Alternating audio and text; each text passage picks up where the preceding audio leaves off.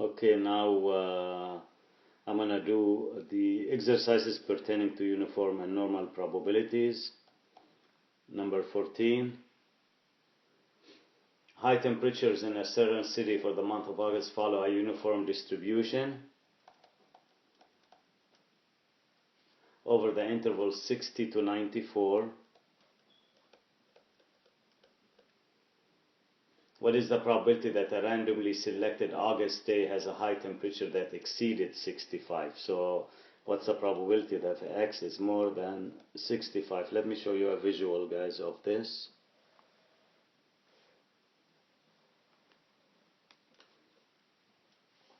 So we go from 60 to 94. And since the probability is uniform, they all have the same probability. All days have the same probability of having temperature ranging from 60 to 94. How do I figure out this probability? I subtract 60 from 94, so 94 minus 60 is 34. So that will be 1 over 34, the probability of each temperature ranging from 60 to 94. You just put 1 over 34 somewhere here, and then you draw a rectangle from 60 to 94. Let's say 94 is right here. Okay. Now we want the probability of X more than 65. Let's say 65 is somewhere here. 65 degrees. I'm going to shade in the area or the probability that we're looking for. As you can see, this is a rectangle, guys, and probability is an area under the curve, so I need the area of the rectangle that I just shaded. Area is length times width, or length times height. Okay, what's the height of this rectangle? It's 1 over 34 because it's uniform.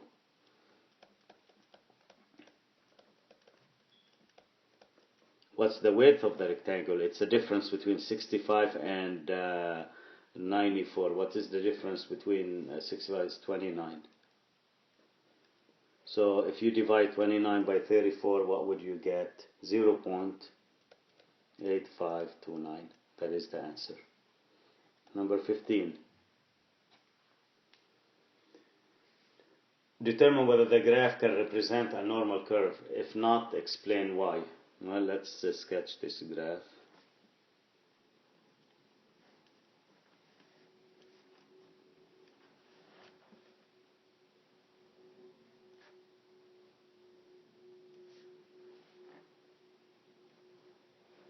Well, a normal curve, as x increases, the graph must approach the x-axis and must become very close to the x-axis. As you notice here, no, it doesn't. It increases, the curve goes up and then goes up again when we go from the negative side of the x-axis. So this cannot be normal. Number 16. Determine whether the graph can represent a normal curve. Well, as you can say, yeah, this graph, yes,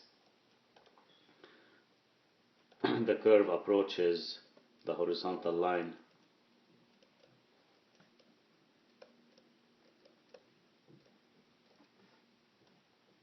As x increases or decreases from both sides. So it is a normal distribution. Let's look at 17. The graph of the normal curve is given. Use the graph to identify the value of the mean and the standard deviation. The mean is the value at the peak, which is what? 137. And the next value, it's usually the mean plus 1 standard deviation. So 143, if you want to find the standard deviation, you just take 143 and divide it from, and subtract 137, so that would be what? 6. That is the standard deviation. And as you notice, when you go from 143 to 149, you add 6. And when you go from 149 to 155, you add another 6, plus 2 standard deviation, plus 3 standard deviation, etc. 18.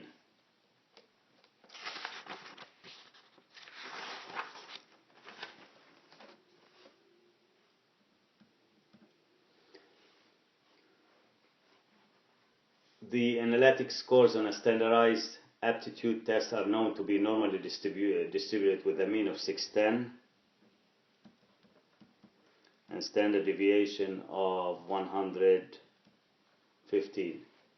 Draw a normal curve with the parameters labeled. Okay, so you can just simply do that.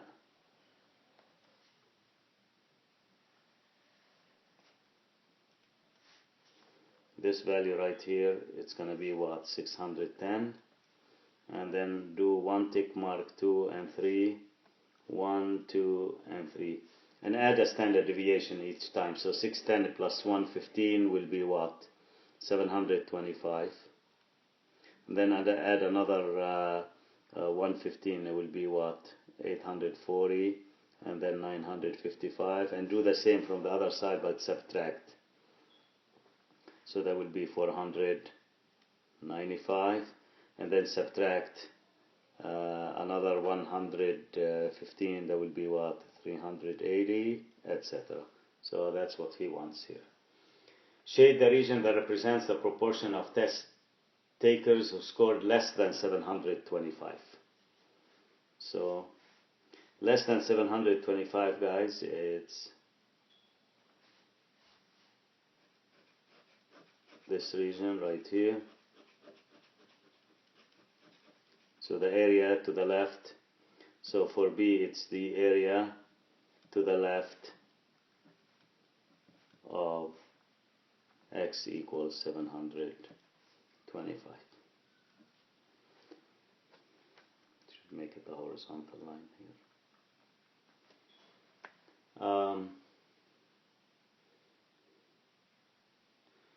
Suppose that the area under the normal curve to the left of x equals 725 is 0.8413. Provide two interpretations for this result. Okay, well, I already touched on that in part B.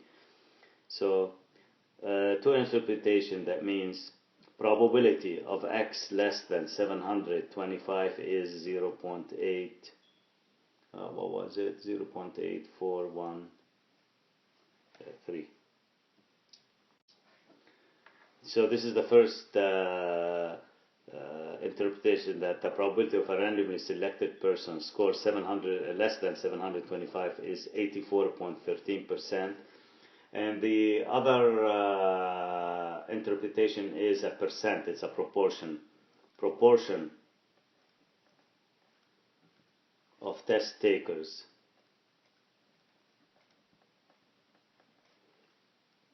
who scored less than 725 is 0.8413, or if you want, 84.13%.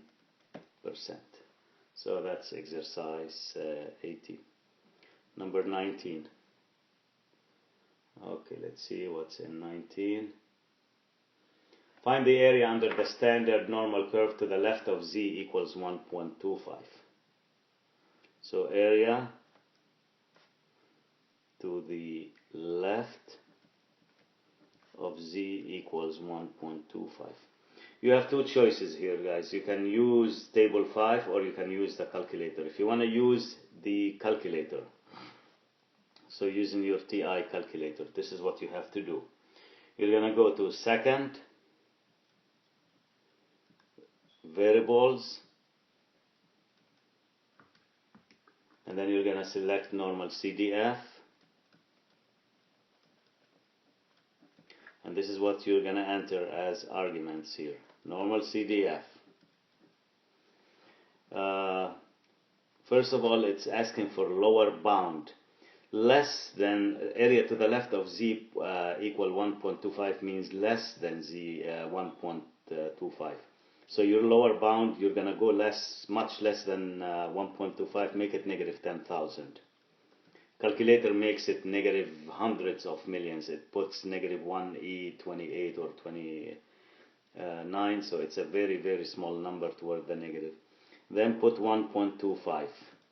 Then, since this is about the z distribution, the mean is 0 and the standard deviation is 1. So just put 0 and 1 and press enter, and you will get the answer. Now, if you want to use the table. You can do that as well. I did send you a video on how to use the tables. So if you go to the table, this is what you have to do. You would look up first of all the value 1.2, and then on the first row you would look for the value 0.05, and then where the row and the column meet, that will be your target value, and the answer should be 0.8944, whether you use technology or whether you use the table. If the answers are off by a little bit, that is okay, because it could be that the technology uses slightly different formulas from the one used in the book. Number 20.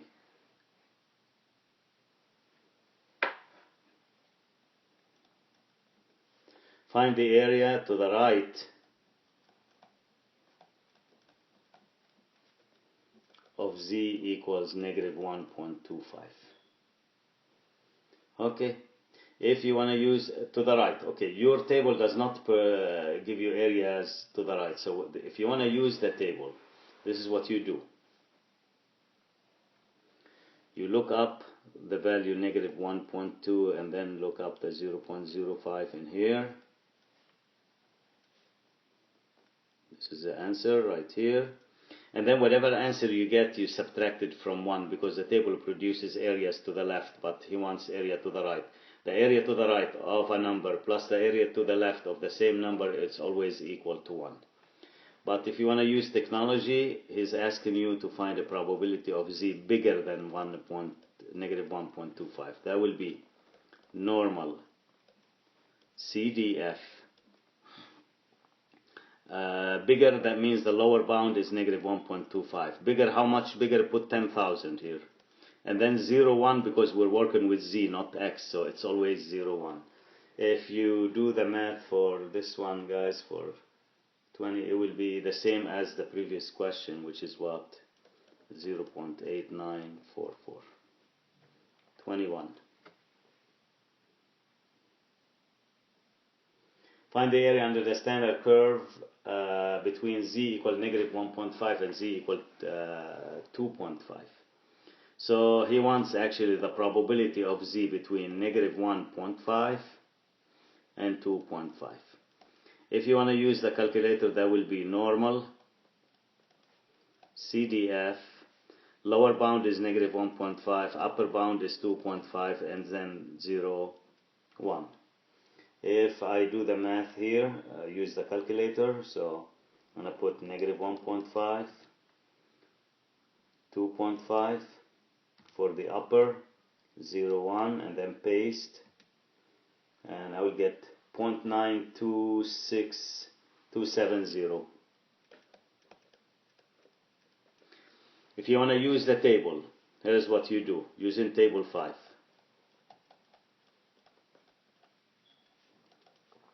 Find area to the left of z equals 2.50, and then find area to the left of z equals -1.50, subtract the two areas.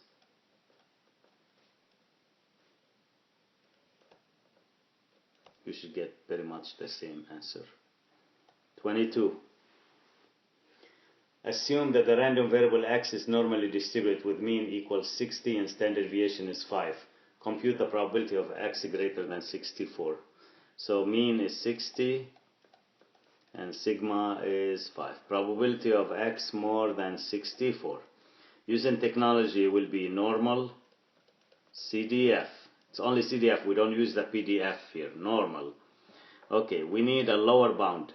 Lower bound, we want 64 and up. So 64 and up, it will be your 10,000 or a million. You can put as large number as you want here. And now here we don't put 0, 1 because we're working with x, so we put 60 and then 5. So that would be, let me just see what the calculator gives me here. 64, comma, 10,000. comma 60 and then 5, and I got 0.2119.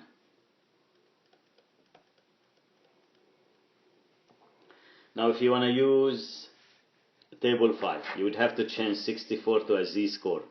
To change 64 to a z-score, you do z equals 64 minus 60 divided by 5, which is 4 over 5, which is 0.80. You need 2 decimal points here. So probability of x more than 64 equals probability of z more than 0.8. As I told you before, as you know, the table does not do areas to the right, and greater than means to the right. So we have to do 1 minus probability of z less than 0.80.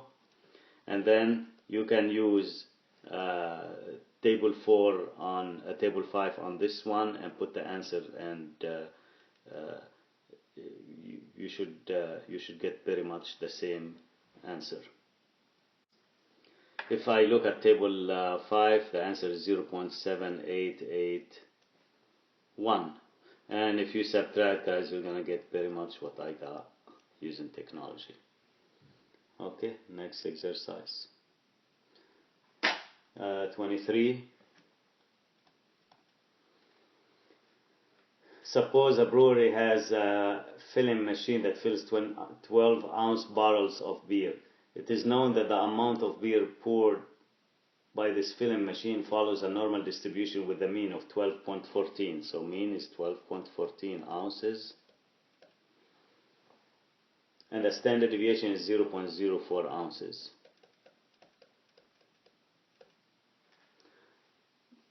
Find the probability that the barrel contains fewer than 12.04 ounces. So we need a probability of x less than 12.04 ounces.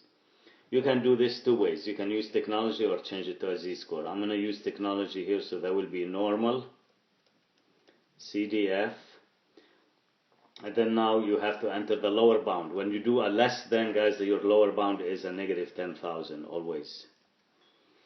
Upper bound is your 12.04, and then you're going to enter the mean, which is 12.14, and then the standard deviation, which is 0.04. I'll write it again on the next page just in case if it didn't show here. So there will be, again, probability of x less than 12.04 equals normal CDF, negative 10,000, 12.04, the mean is 12.14, and the standard deviation is 0.04. And if I do the math on the calculator,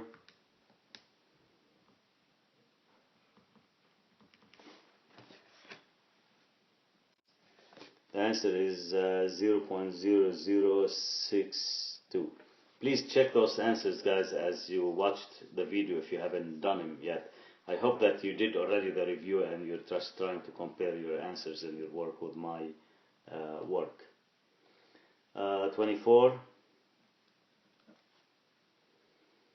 Suppose a brewery has a filling machine that fills 12-ounce barrel of beer. It's known that the amount of beer poured by this filling machine follows a normal distribution with a mean of 12.48 ounces. Now we're changing that to 12.48 ounces. And the standard deviation is 0.04. Find the probability that the barrel contains between 12.38 and 12.44. So we need a probability of x between 12.38 and 12.44. You can use the normal CDF, and now you need 4 arguments. Lower bound is at 12.38. Upper bound is at 12.44, I'm sorry. Then the mean, it's always the mean, the third one. And the fourth one is always the standard deviation, 0.04. If we do this, Let me see what we get here.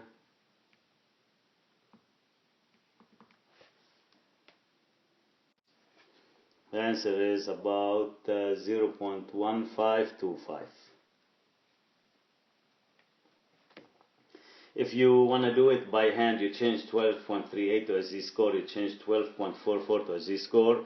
You go to table 5, you find the area to the left of the first z-score, the area to the left of the second z-score, and they subtract the two areas. You never subtract z-scores, you subtract areas. 25.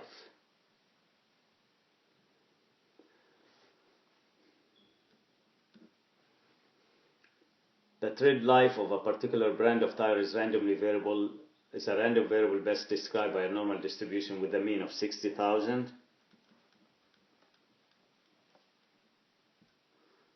and a standard deviation of 2600 miles. What's the probability that a particular tire of this brand will last longer than 57,400? Probability of X more than 57,400. Using the calculator, it's normal, CDF. Okay, lower bound, it's 57,400. When you have a more than, you start with this number. Your upper is always the 10,000 or a million, whatever you want to put there, but make sure it's a large number. Then the third one is the mean, 60,000, and then the standard deviation, which is what? 2600. And your answer for this one should be about 0.8413 or 84.13%.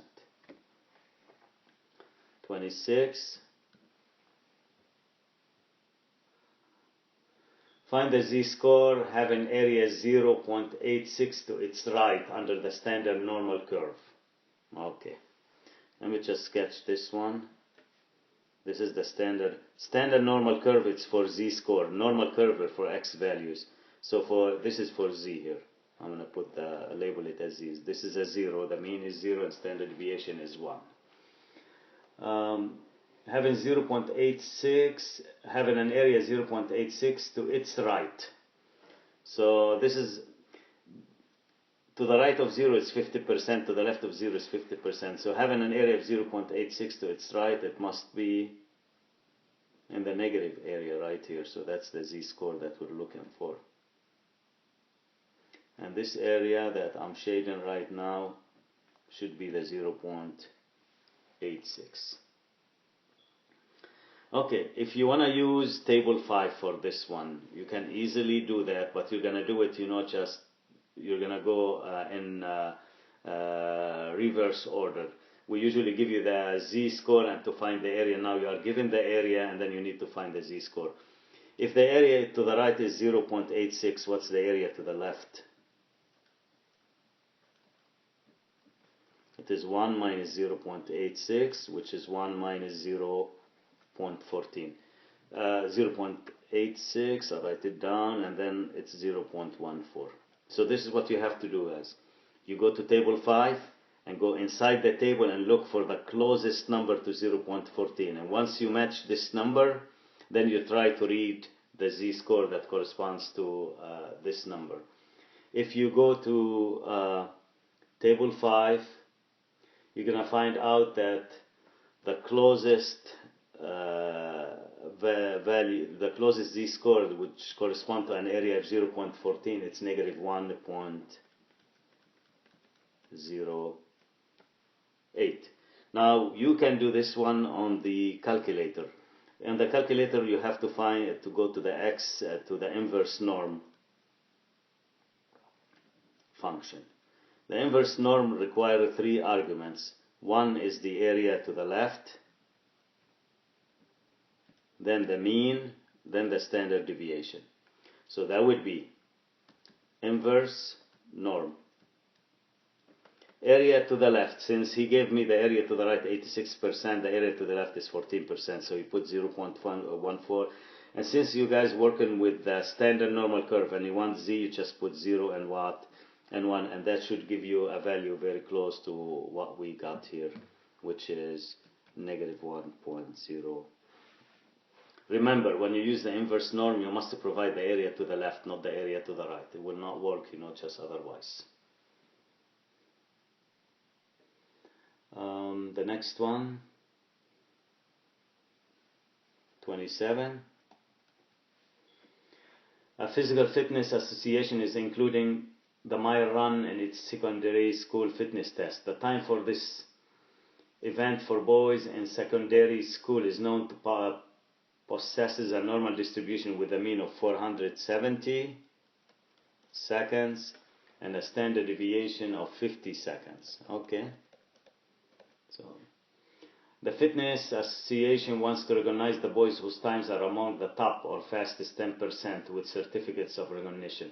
What time would the boys need to beat in order to earn a certificate of recognition from the fitness association? Okay, what do you think the top 10% is? Is it going to be on the right or on the left? I don't want you to think that top means always on the right. Yeah, it could be in some situation. But for race, the people who finish in less time are the ones who win. So in this case, it's just in run time. When it comes to time, who can do it, in less time, the top 10%, it's going to be an area to the left. So we need to shade this area right here. And we're looking for people right here. So we need this X value. And what's the area here? It is 10%.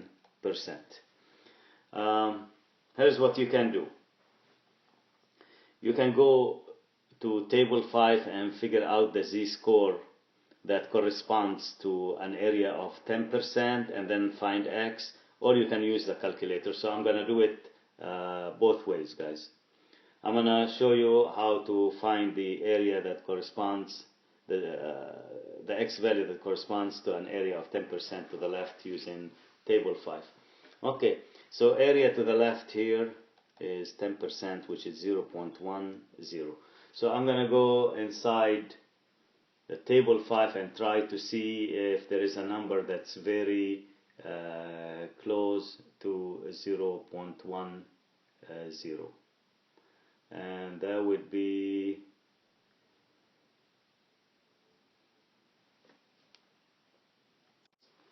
inside table 5. The closest area that could find was this, and if you try to check the z-score that corresponds to this area, it is negative 1.28. So now we know xz equals x minus mean over standard deviation. If I do cross multiplication, I get a formula for x, and that's it. You can use always to find x. Will be z times sigma plus the mean. Z is negative 1.28, the mean is 470, and the standard deviation is 50, and that would be negative 1.28 times, oh, I was wrong here, I should have put 50 in there and 470 where the 50 is. So negative 1.28 times 50 plus 470, which is 406. So people who finish in 406 seconds or less will be recognized. Now if you want to use technology, it's very straightforward. X equals inverse norm. We need the area to the left, which is given to us 0.10. And we need the mean, which is 470, and the standard deviation, which is 50. And you just plug it into the calculator and you should get the answer. So let me just show you that. It's gonna almost match. Mean is 470. Standard deviation is 50. And I got this. 405.92 seconds. You can see it's almost, if you round it to the nearest second, it will be 406 seconds. 28.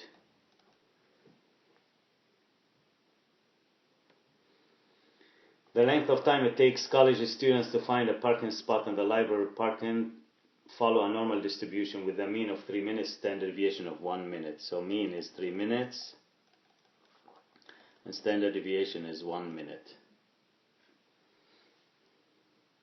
Find the cutoff time which 75.80% of the college students exceed when trying to find a parking spot in the library parking lot. So here he's given us the area.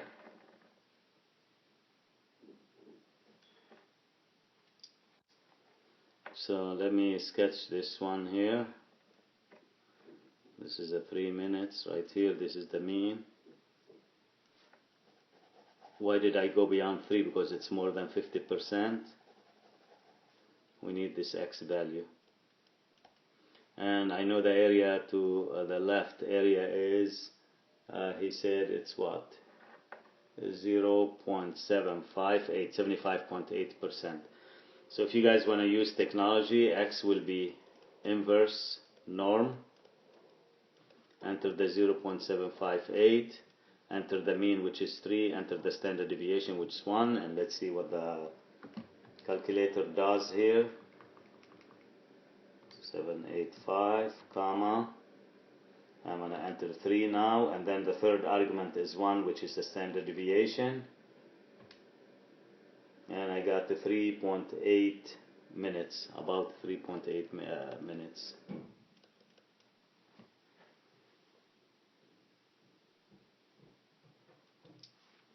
No, 3.8, 3.7. I was wrong with this. 0.758, so that should work. 29. Suppose a population has a mean of 7 for some characteristic of interest and a standard deviation of 9.6. A sample is drawn from this population of size 64. What's the standard error of the mean? This question, guys, should take 5 seconds to answer if we know what we're doing. Standard deviation is 9.6. Okay, n is 64. Standard error of the mean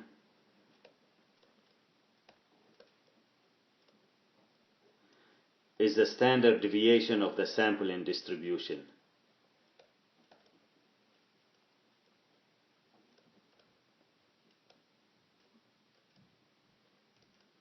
And the standard deviation of the sampling distribution is defined to be sigma over square root of n. So that will be 9.6 divided by square root of 64, which is 9.6 divided by 8, and that should be 1.2, which is 1.2. So when I ask you for the standard error of the mean, I'm asking you to find the standard deviation of the distribution of the sample means. And that should give you 1.2 here. 30.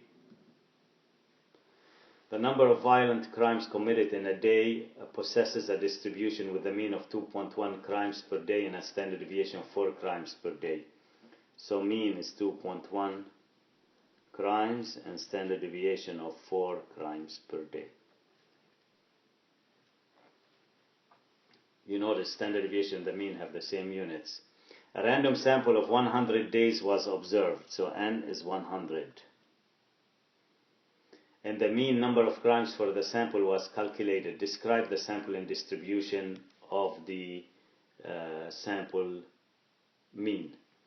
Well, since the sample, he didn't tell us that the original population is normal. He didn't say that the original population of crimes is normally distributed. But he gave us a sample size which is more than 30. If the sample size, if n is more than 30, then we can say that the population of sample means is approximately normal.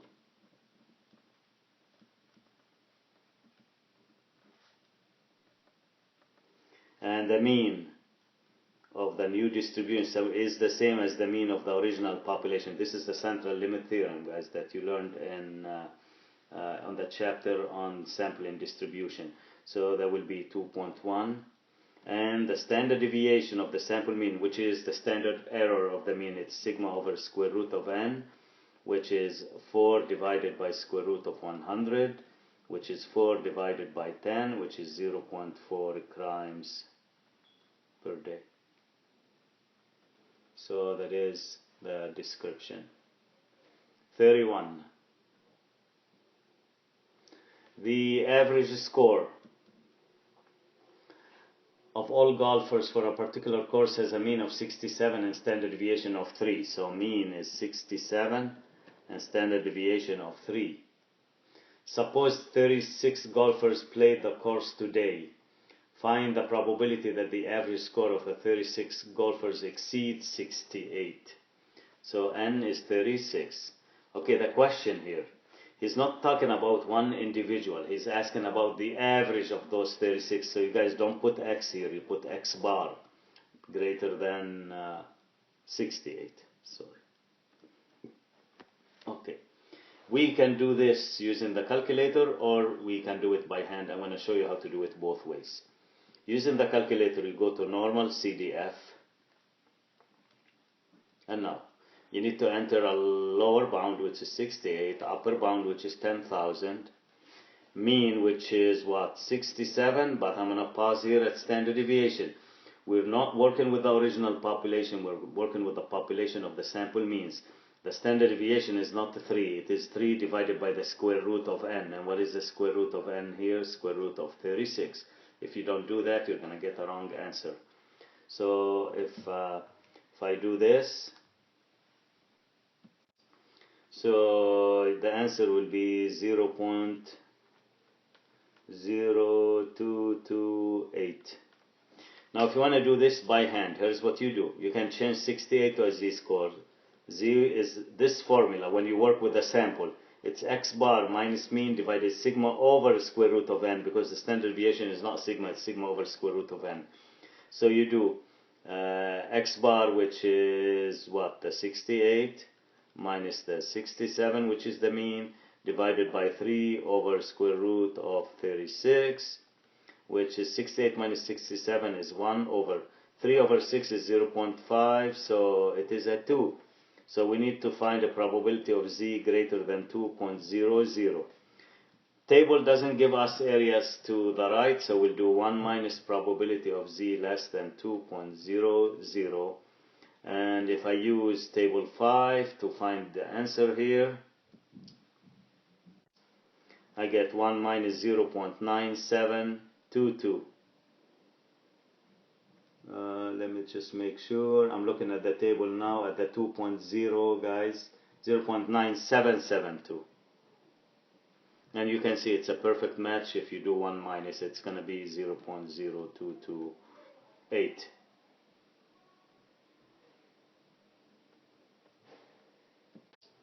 Now exercise 32. Assume that the blood pressure reading are normally distributed with a mean of 116, standard deviation of 8. Mean is 116, standard deviation is 8. If 100 people are randomly selected, so n is 100, find the probability that their mean blood pressure will be less than 118. So we want the probability of x bar less than 118. You can change 118 to a z-score using the formula we used in 31 and then use table 5. Or you can use the calculator. That will be normal CDF negative 10,000, that's the lower bound, 118 is the upper bound, and then the mean is what, 116, comma, the standard deviation is 8, and then calculate this one. And if you do the math here, probability, oh not 8, I'm sorry, it should be 8 divided by square root of 100, because we're doing a sample mean here. So that would be, let me write it down again, probability of x bar less than 118 will be normal CDF, and I got negative 10,000, you can make it a negative million if you want. 118 is the upper bound, the mean is 116, and standard deviation is not 8, it's 8 over square root of 100, because we're not working with the x1 value, we're working with the sample mean. And that should give you an answer of 0.9938. Number 33. An article a Florida newspaper reported on the topics that teenagers most want to discuss with their parents. The findings, the results of a poll showed that 46% would like more discussions about the family's financial situation.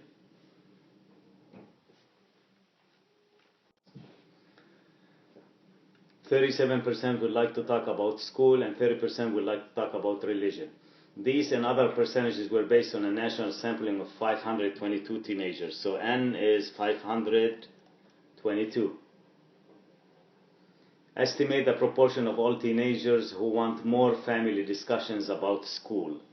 So we want to estimate the proportion. This is a confidence interval.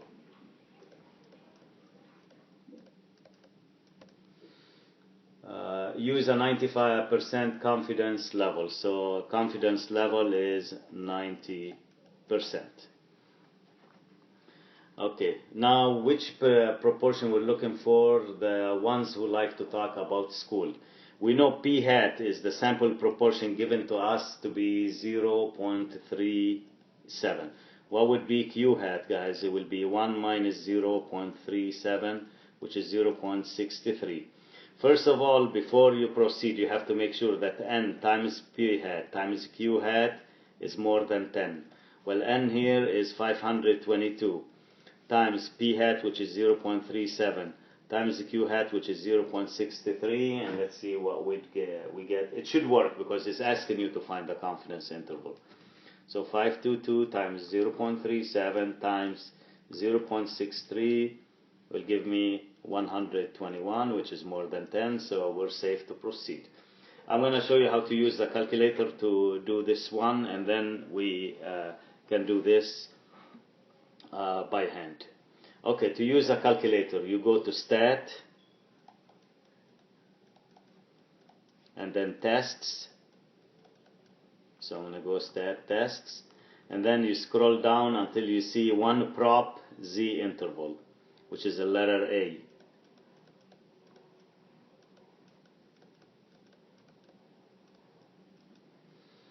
And you're going to enter the X value. X value is the number of students who said that they prefer that their parents discuss school. We know it's 37%, but 37% of what is 37% of 522. So in order to find this X value, you have to take 0.37 and multiply it by 522. So 0.37 times 522. It gives me 193.14, but the X value must be a whole number, so the calculator will not take a decimal. So just make it 193. N, the next value that you have to enter is N, which is what? 522. Confidence level is at 0.90, and then you calculate the interval. So N is 522.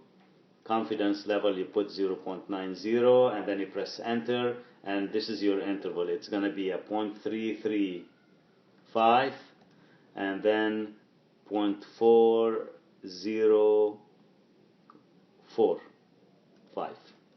Now, how would you interpret this interval? You can say with 90% confidence, we can say that the proportion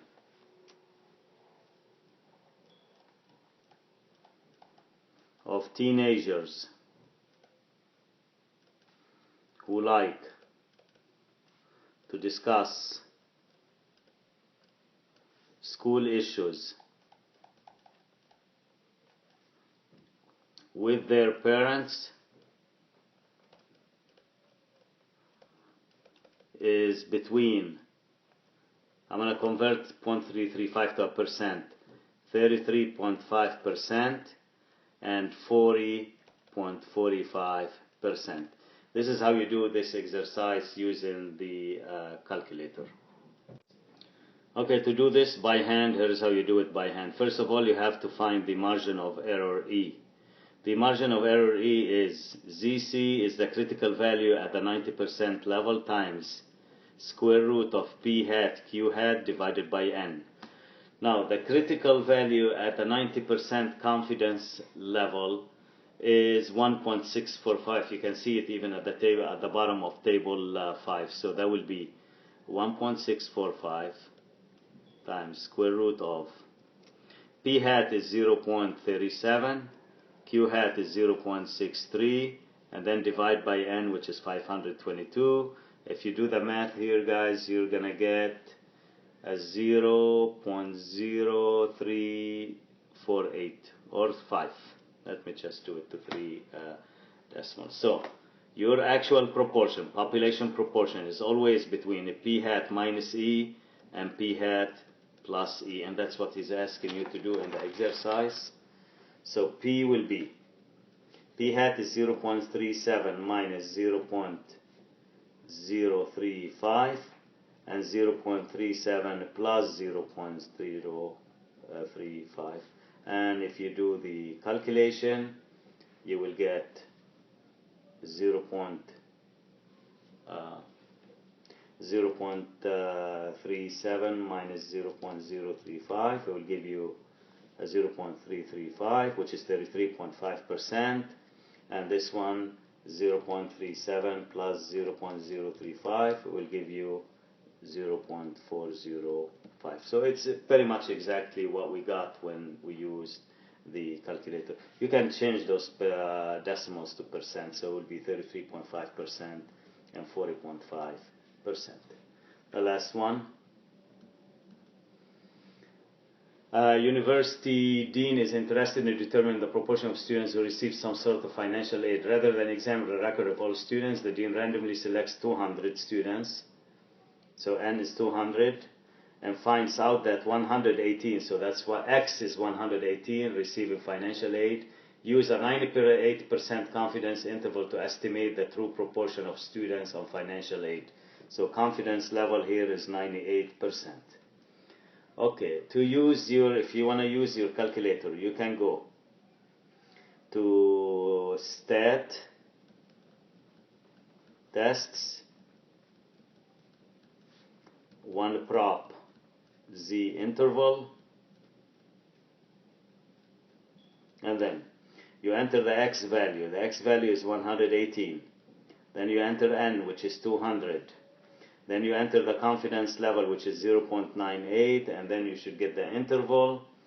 And if I do this, I'm going one prop z interval. So I got 118 for x, 200 for n, confidence level is 0.98, and then calculate, and that's going to give me the confidence, which is 0.5091, and the other one will be 0.6709. So you can say with 98% confidence, we can say that the proportion, the true proportion, we're talking about population now, true proportion of students who receive